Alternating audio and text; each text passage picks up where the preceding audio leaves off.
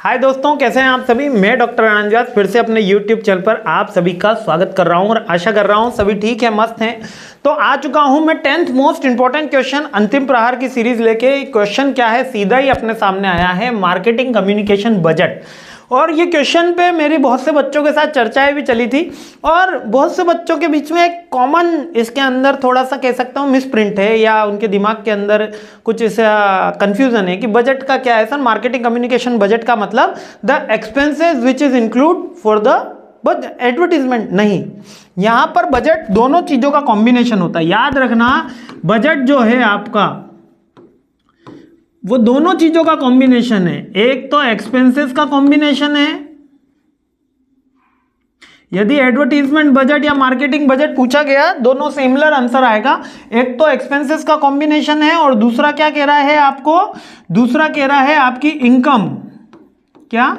Income. यानी कि आपका बजट दो चीजों से मिलकर बना होता है, एक्सपेंसेस प्लस इनकम। बच्चे केवल एक्सपेंसेस पे जोर दे देते हैं कि मतलब कि किसी कंपनी को 5 करोड़ का बजट दिया गया, 5 करोड़। जैसे कि मैं मार्केटिंग एग्जीक्यूटिव में था एक बार, तो मेरे को थोड़ा सा ज़्यादा समय तो काम करने का मौका नहीं मिला। 6 महीने हमने काम किया था, एक यूनिवर्सिटी थी, उसका बजट था करीबन 1 करोड़ का। कितने का? और वो 1 करोड़ का बजट का मतलब केवल उसके एक्सपेंसेस नहीं थे, उसका होने वाला impact, the number of student, the number of income they are generated.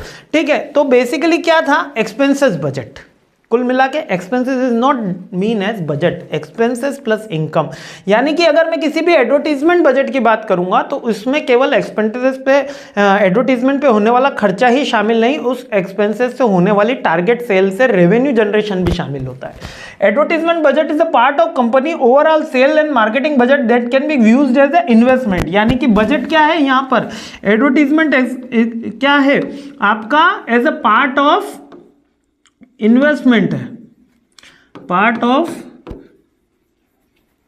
Investment है। यानी कि इससे क्या मिलेगा, फ्यूचर में सेल मिलेगी। यहां पर बजट का मतलब फ्यूचर में सेल जनरेशन करने से है।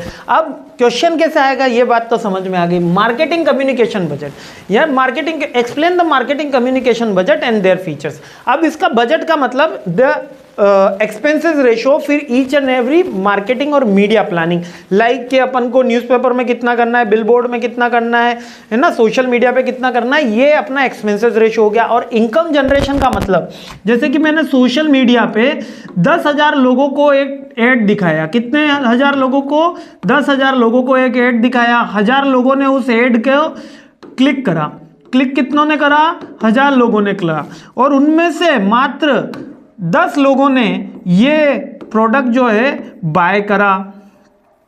इस 10,000 को दिखाने का मेरी जो कॉस्टिंग आई होगी, मान सकते हैं कि 700 रुपए के अराउंड आई होगी, 700 रुपीज के अराउंड आई होगी। और जो इन्होंने प्रोडक्ट बाय करा है, इसकी मेरी जो इनकम मेरे को यहाँ पे रेवेन्यू जनरेट हुआ है, यहाँ पर रेवेन्यू की बात हो रही है। जो रेवेन्यू जनरेट हुआ है, अगर एक प्रोडक्ट में 500 रुपए का भी मानता हूं तो 5,000 का रेवेन्यू जनरेशन हुआ है। ठीक है, 5,000 की तो आ गई मेरे पास इनकम,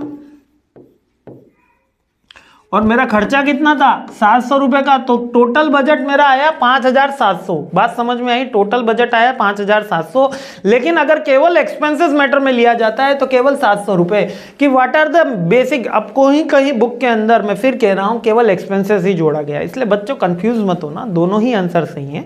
बजट का मतलब वैसे तो दोनों का मिलन होता है, लेकिन आप बोल सकते हो there are the 700 expenditure for the advertisement and we achieve the 5,000 rupees of turnover. Getting my point. अब ये 5,000 में नेट प्रॉफिट कितना है वो एक अलग साइकोलॉजी। 700 का एडवर्टीजमेंट हो गया, 3,000 की कॉस्ट हो गई, 4,000 की कॉस्ट मान लेते हैं तो 4,700 रुपए अपने एक्सपेंसेस हो गए, 300 रुपए का नेट प्रॉफिट हो गया। बात समझ में आई? बहुत ही सिंपल है। तो एडवर्टीजमेंट बजट का एक क्वेश्चन आएगा जो मार्केटिंग कम्युनिकेशन बजट भी हो सकता है और एडवर्टीजमेंट इंपॉर्टेंस भी हो सकती है। इंपॉर्टेंस क्या है, उसकी प्लानिंग करने में हमको ईजी होता है। ठीक है, फ्यूचर के अनसर्टेनिटीज के बारे में पहले पता चल जाता है, एक स्टैंडर्डाइजेशन हो जाता है कि इस प्रोडक्ट पे इतना कॉस्ट करनी है, एक प्लान हो गया, स्टैंडर्डाइज हो गया, अकॉर्डिंग टू आवर ऑब्जेक्टिव हो जाएगा और अपन एनालिसिस कर पाएंगे अपनी परफॉर्मेंस को। ये 4-5 चीजें। और रिस्ट्रिक्शन क्या हो जाती है या इसकी लिमिटेशन, अगर हम ये बजट बना देंगे तो इनफ्लेक्सिबल होगा, है ना। मार्केट जो है वॉलेटाइल होता है, इसमें प्रॉब्लम आती है, इनफ्लेक्सिबल होता है और ओल्ड आइडिया टेक्निक्स के ऊपर आधारित होता है। न्यू आइडिया जनरेशन नहीं हो सकते। फ्री सैंपल, जैसे मुझे लगा कि अभी फ्री सैंपल बांट दूंगा तो इंक्रीज हो जाएगा, लेकिन बजट ही नहीं है।